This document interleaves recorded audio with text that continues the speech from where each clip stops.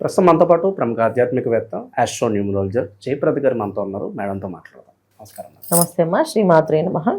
Madam, మే నెల విశేషంగా మకర రాశి వాళ్ళకి ఎలాంటి అదృష్టం ఈ నెల తీసుకురాబోతుంది? వీళ్ళు ఎలాంటి విషయాల్లో జాగ్రత్తగా ఉంటే బాగుంటుంది అంటారు? మకర రాశి వాళ్ళకి ఈ మాసంలో అనుకూలమైన విషయాలు ఎక్కువగా ఉన్నాయి.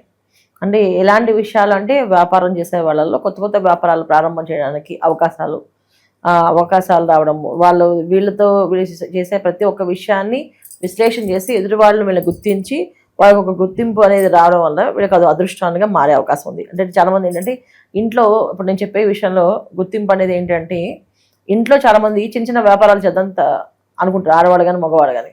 ఏదైనా చిన్న సైడ్ ఒక వ్యాపారం, మనకు ఉద్యోగం ఉంది, ఒకవేళ ఎప్పుడైనా ఉద్యోగంలో ఇబ్బంది వచ్చి ఆటంకం వస్తే ఏదైనా ఒక వ్యాపారం మనం పక్కన నెమ్మదిగా చేసుకుంటూ వెళ్తే రేపు ఇది మనం కాపాడుతుంది అని ఎప్పటి నుంచో ప్లాన్లు వేస్తుంటారు.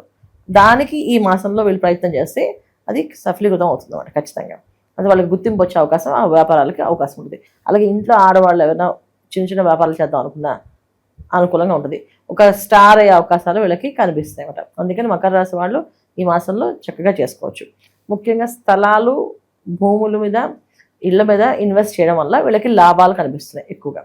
ఇప్పుడు ఏదైనా స్థలం కొనాలి, ఖచ్చితంగా కొనుక్కోండి, అది 100% వీళ్ళకి లాభంలోకి వెళ్తుంది. ఎందుకంటే వీళ్ళకి తృతీయ స్థానంలో శని భగవాన్ ఉండడం వల్ల సాధించేవి, సంపాదించుకునేవి స్థిరకాలం ఉంటాయి.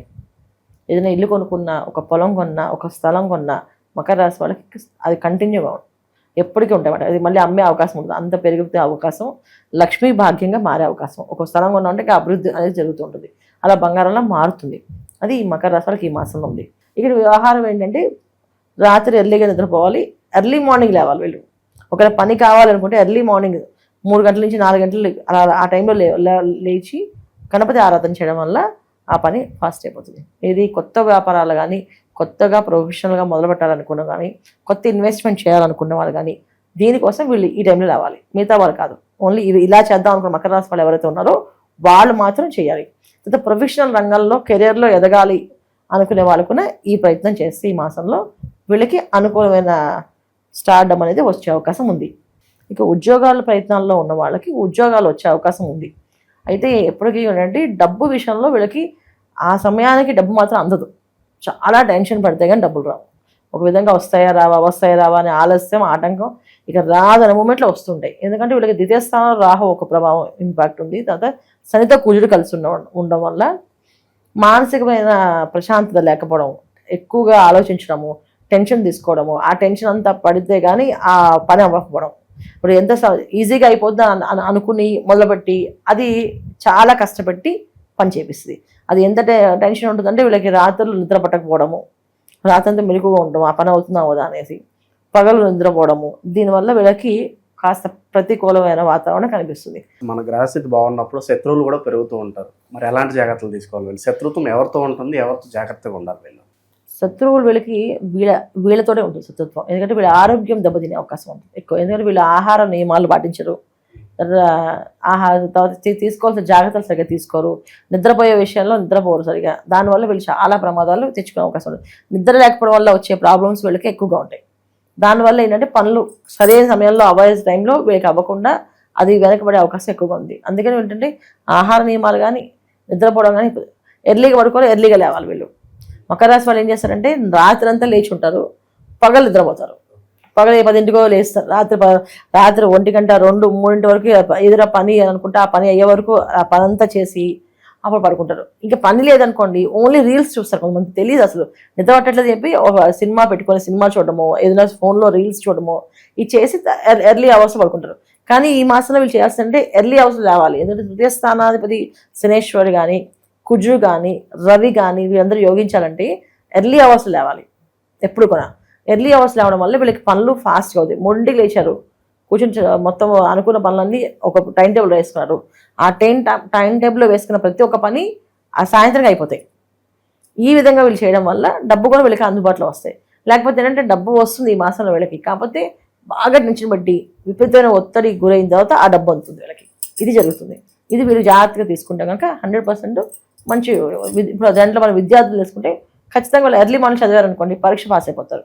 విదేశీ కోసమో అదే ఏదో ఇంటర్వ్యూ కోసమో జాబ్ కోసమో దాంట్లో ఇంటర్వ్యూ చేయాలి. వీళ్ళకి ఇంటర్వ్యూస్ వస్తాయి. వీళ్ళకి వచ్చిన సఫలీకృతం అవ్వాలంటే ఖచ్చితంగా ఎర్లీ అవర్స్లో లేవాలి. లేచి ఆ క్వశ్చన్స్ అన్ని ప్రిపరేషన్ చేసుకొని మాట్లాడితే ఆ ఇంటర్వ్యూ సెలెక్ట్ అవుతారు, ఉద్యోగం వస్తుంది. లేకపోతే అంటే రాత్రంతా వీళ్ళు ఆలోచిస్తారు, పగలు అది చెప్తారు, అది అవ్వదు. ఎన్ని ఇంటర్వ్యూస్ ఎంత బాగా టాలెంట్గా చెప్పినప్పటికీ కూడా ఉద్యోగం వచ్చే అవకాశం ఉండదు. అయితే ఈ మాసంలో వీళ్ళకి ఈ విధంగా చేయడం వల్ల అదృశ్య యోగాలు ఉన్నాయి కనుక అలవాటు చేసుకోవాలి. ఇప్పుడు ఎప్పటి నుంచి మాకు అలవాటు లేదండి, ఎర్లీ మార్నింగ్ లేవడం అలవాటు చేసుకుంటే 100% సక్సెస్ అవుతారు. మేడం, బయట పరిస్థితులు మనం చూస్తున్నాము, ఆర్టిఫిషియల్ ఇంటెలిజెన్స్ ద్వారా చాలా వరకు ఉద్యోగాలు పోతున్నాయి. అలాగే ఆల్రెడీ జాబ్ చేస్తున్న వాళ్ళు కెరీర్లో గ్రోత్ లేక ఇబ్బంది పడుతున్నారు. అలాగే ఎప్పుడు ఉద్యోగాలు ఊడిపోతాయి అని చెప్పి భయపడుతున్న వాళ్ళు చాలామంది ఉన్నారు. ఈ పరిస్థితుల్ని చక్కబెట్టడానికి మంచి రెమెడీస్ ఏమైనా ఉంటే తెలియజేయండి. తప్పకుండా.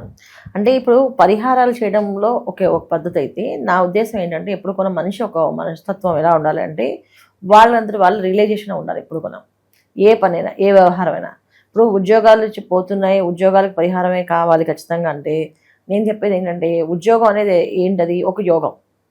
అంటే యోగాలు ఇచ్చేవాళ్ళు ఎవరు మనకి? శుక్రుడు అధిపతి.